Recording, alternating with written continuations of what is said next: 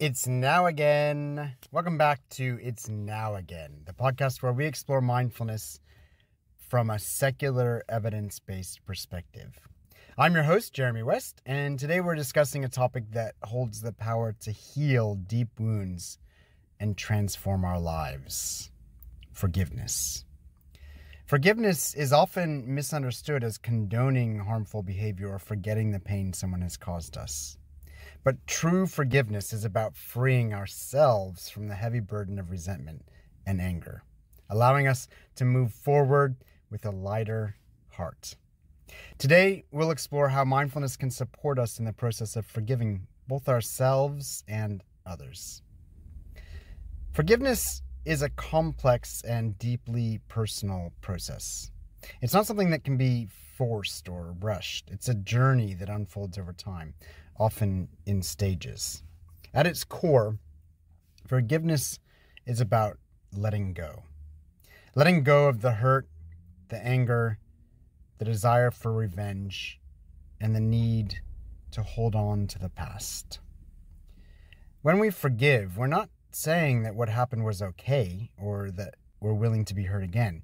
Rather, we're choosing to release the emotional weight that's holding us back so we can live more fully in the present. Mindfulness plays a crucial role in the process of forgiving by helping us to become aware of our thoughts, feelings, and reactions without judgment. Through mindfulness, we can observe the pain we're holding on to, understand its impact on our lives, and gradually soften our grip on it. This doesn't mean ignoring or suppressing our emotions. It means acknowledging them with compassion and creating the space for healing. One of the first steps in practicing forgiveness is recognizing the difference between forgiveness and reconciliation. Forgiveness is an internal process. It's something we do for ourselves, regardless of whether the other person is involved or aware. Reconciliation, on the other hand, involves repairing the relationship and rebuilding trust. While reconciliation can be a beautiful outcome, it's not always possible or necessary. Forgiveness can stand alone as a powerful act of self-compassion. To illustrate the power of forgiveness, let's return to the story called The Poisoned Arrow. One day, a man was struck by a poisoned arrow. He was in great pain, but instead of seeking immediate help, he began to question the origins of the arrow. Who shot this arrow? He wondered. What kind of bow was used? What was the poison made of? As he pondered these questions, his condition worsened. He grew weaker and weaker, consumed by his curiosity and desire for answers. Eventually, a wise healer approached him and said, "You are suffering not because of the arrow, but because of your unwillingness to remove it. The answers you seek will not change the fact that you are wounded. Remove the arrow, tend to your wound, and only then will you begin to heal." This story reminds us that holding on to anger, resentment, or the need for answers can prevent us from healing. The longer we hold on to the pain, the more it festers, poisoning our hearts and minds. Forgiveness is the act of removing the arrow, of letting go of the need to hold on to the past so that we can begin to heal and move forward. Now that we've explored the concept of forgiveness, let's talk about some practical mindfulness techniques you can use to cultivate forgiveness in your life.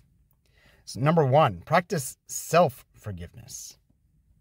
Before we can truly forgive others, it's important to practice self-forgiveness.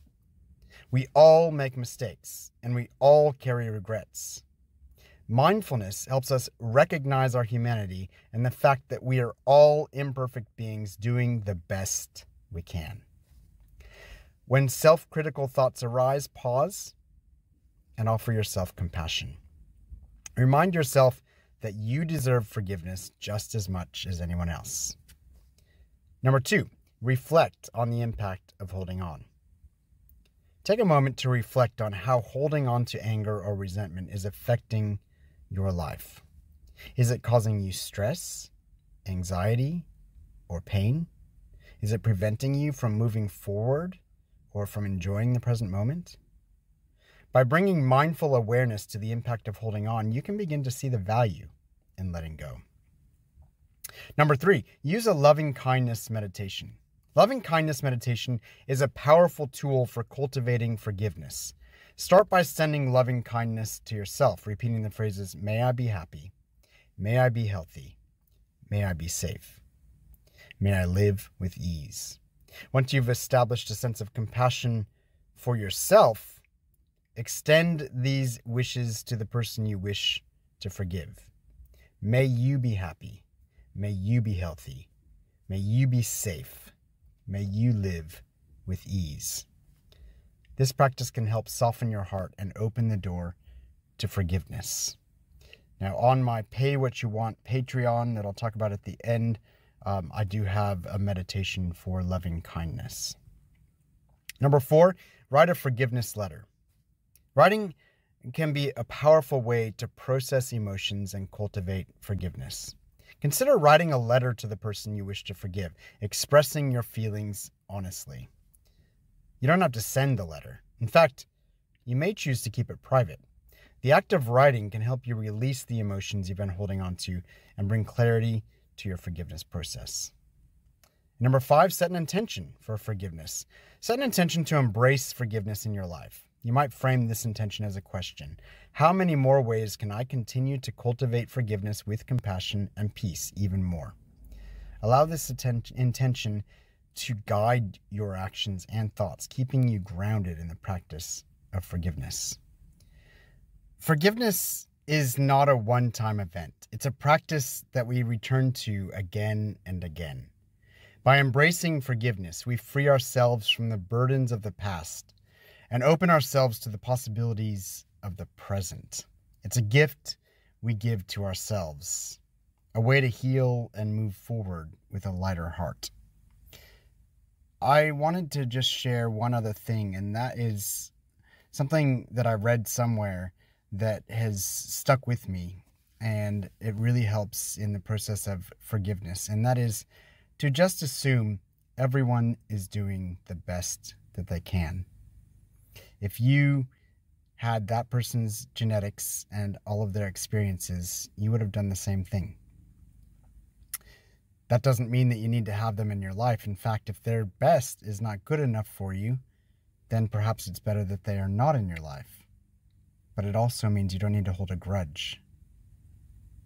You can forgive them because they're doing the best that they can. That's it for today's episode. I hope you've found some valuable insights into the power of forgiveness and how mindfulness can support this transformative process.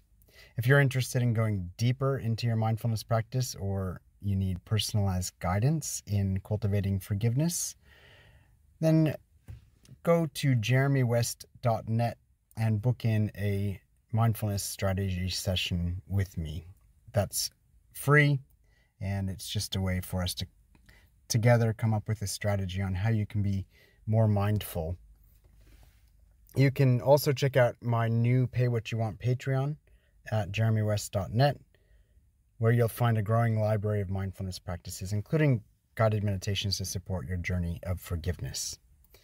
If you enjoyed this episode, please subscribe, share it with others who might benefit, and rate the podcast. Your support helps us reach more people and continue exploring these important topics together.